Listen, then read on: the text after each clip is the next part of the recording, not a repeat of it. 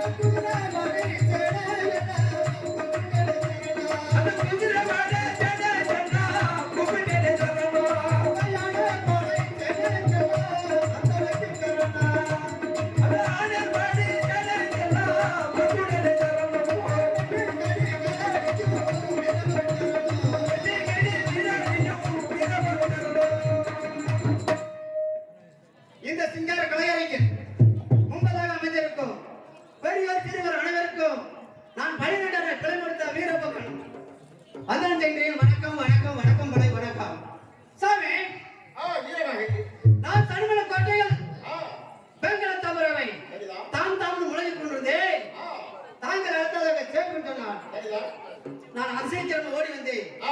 என்னை அடுத்த காலம் தெரிவிக்க வேண்டும் சாமி, கூற வேண்டும் சாமி.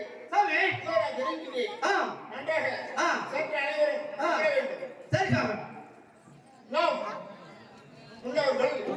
பிறந்த பிறப்புகளெல்லாம் நன்றாக எடுத்து தெரிவிக்கிறேன். நன்றாக கேளுங்கள். கூறுங்கள் வைக்கலாம்.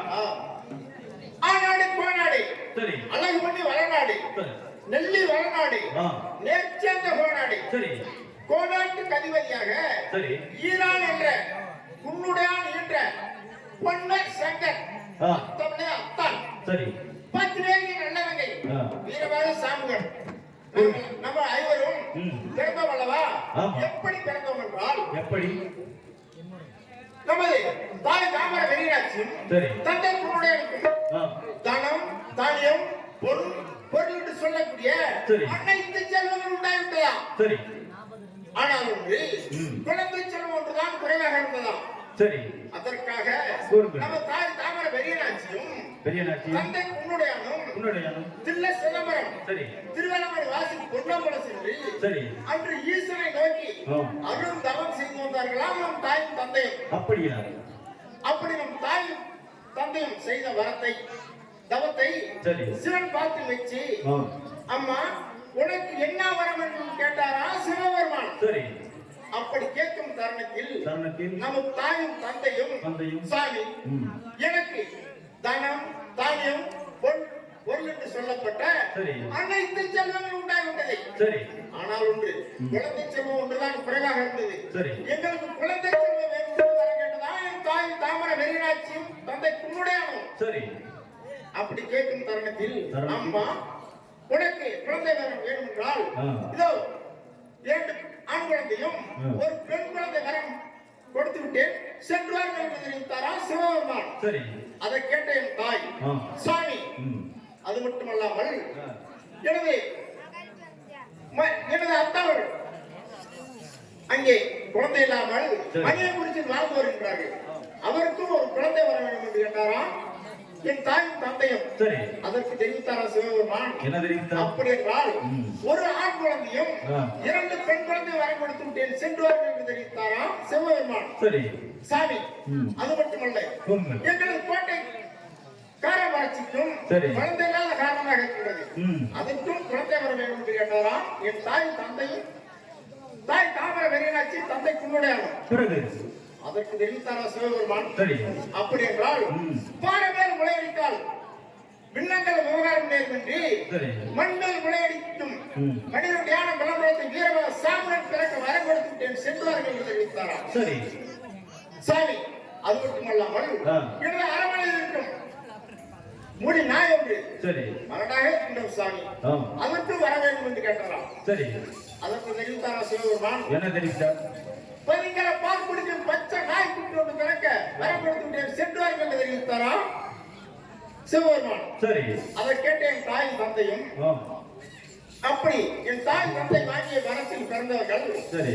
நான் என் தம்பி 8ஆம் பலமுடந்த சித்தான தம்பி சங்கர், எனது அத்தாவிலே அத்தாள் மணியை முடித்து பிறந்து அவரும் எங்களது நாட்டுக்கு வந்து விட்டார் அத்தாவிலே அத்தாவாக. சரி. மண்மேல் முளையடித்தால் விண்ணங்கள் விவகாரம் நேர்மின்றி பாறைமேல் முளையடிக்கும் 12 யானை பலமுடத்த வீரபாவை சாமுகன். சரி.